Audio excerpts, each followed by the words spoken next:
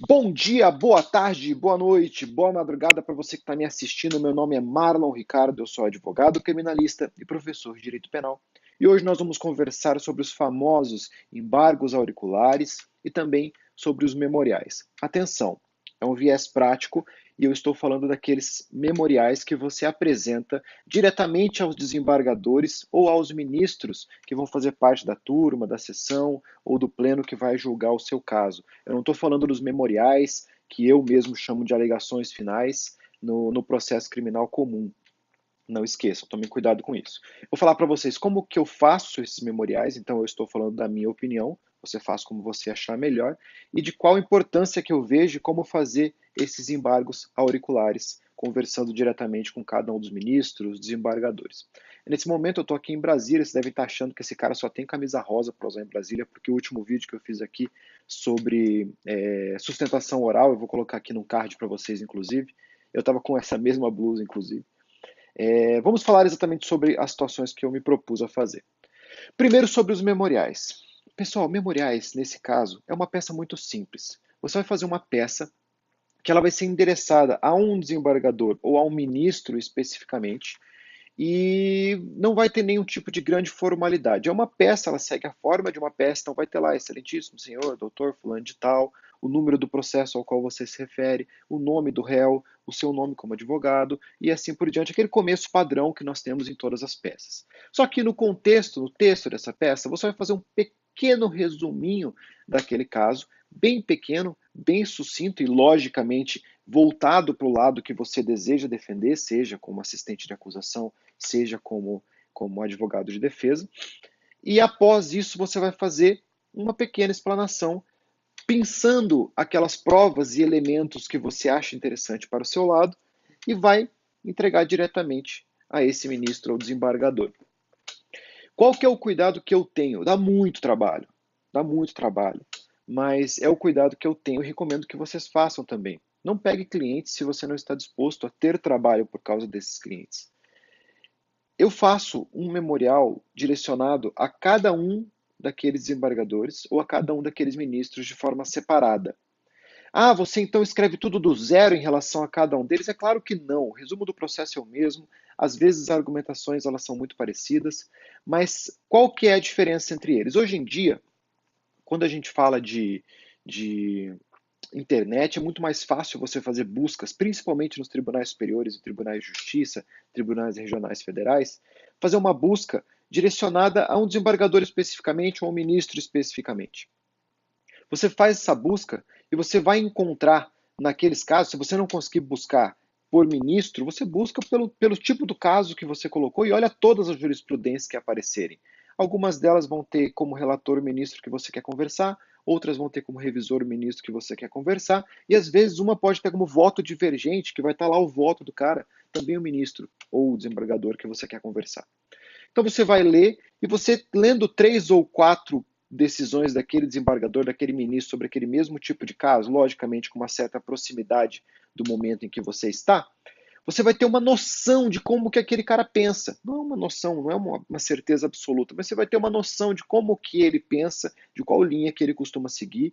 Então essa linha que ele pensa, essa linha que ele costuma seguir, é a linha que você tem que adotar dentro do seu memorial. Então você no seu memorial vai tentar citar jurisprudências desse cara especificamente, caso ele não tenha nenhuma jurisprudência que seja favorável a você. Você junta jurisprudências da turma ou sessão ou câmara que ele pertence, para que ele tenha uma noção, pelo menos, em relação a isso, mas o ideal é que sejam dele mesmo. Ou, pelo menos, que sejam dele, às vezes não é totalmente favorável a você, mas você separa, pinça algum ponto daquela decisão dele que interessa a você e coloca como citação, para que fique mais fácil na hora da compreensão dele e para que fique mais fácil de você obter o voto daquele cara.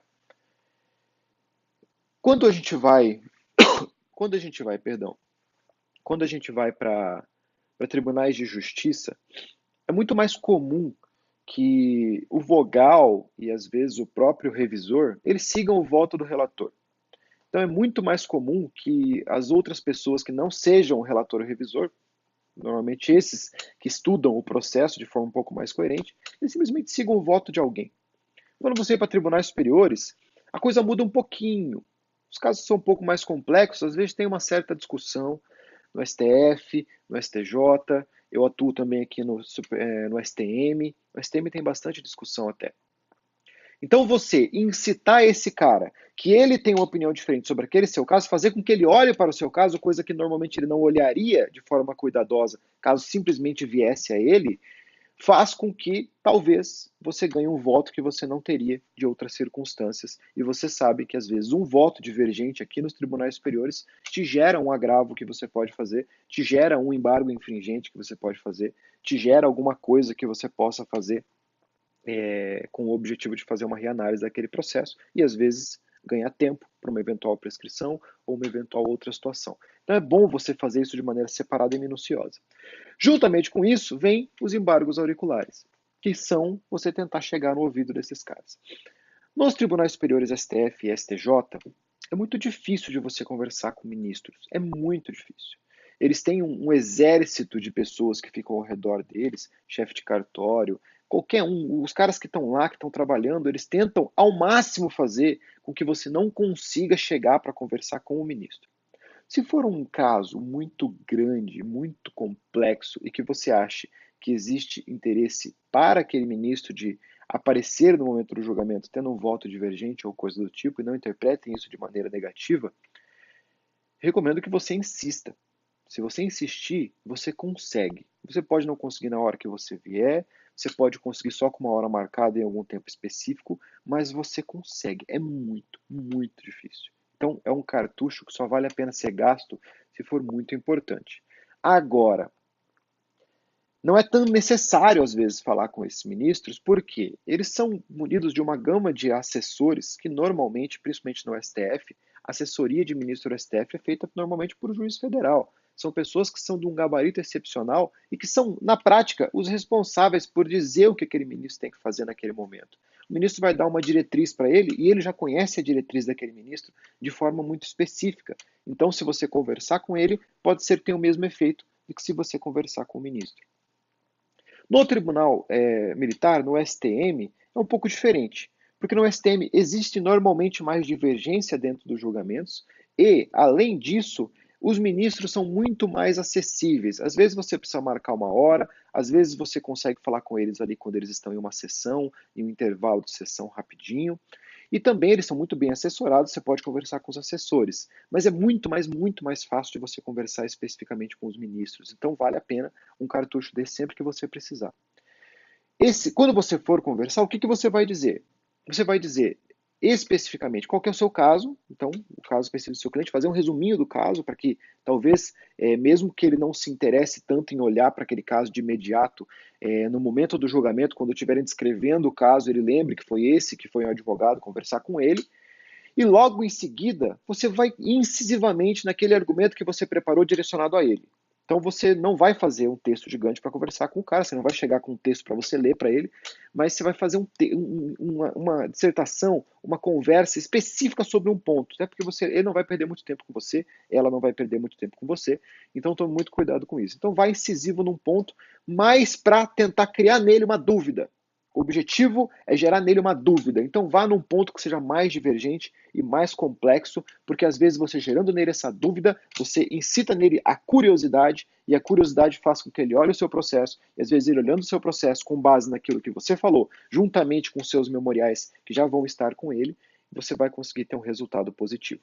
Então, no STF e no STJ é muito mais difícil conversar com os ministros. O STF, inclusive, os memoriais são mandados normalmente por e-mail. Todos os ministros, eles aceitam memoriais por e-mail. Você dificilmente consegue conversar com eles, mas às vezes vale a pena você pelo menos ligar, tentar conversar com algum dos assessores. Eu gosto de vir aqui e pentelhar para ver se eu consigo falar pelo menos com o assessor mais próximo daquele ministro, no caso do STF e do STJ, porque aí fica mais direcionado.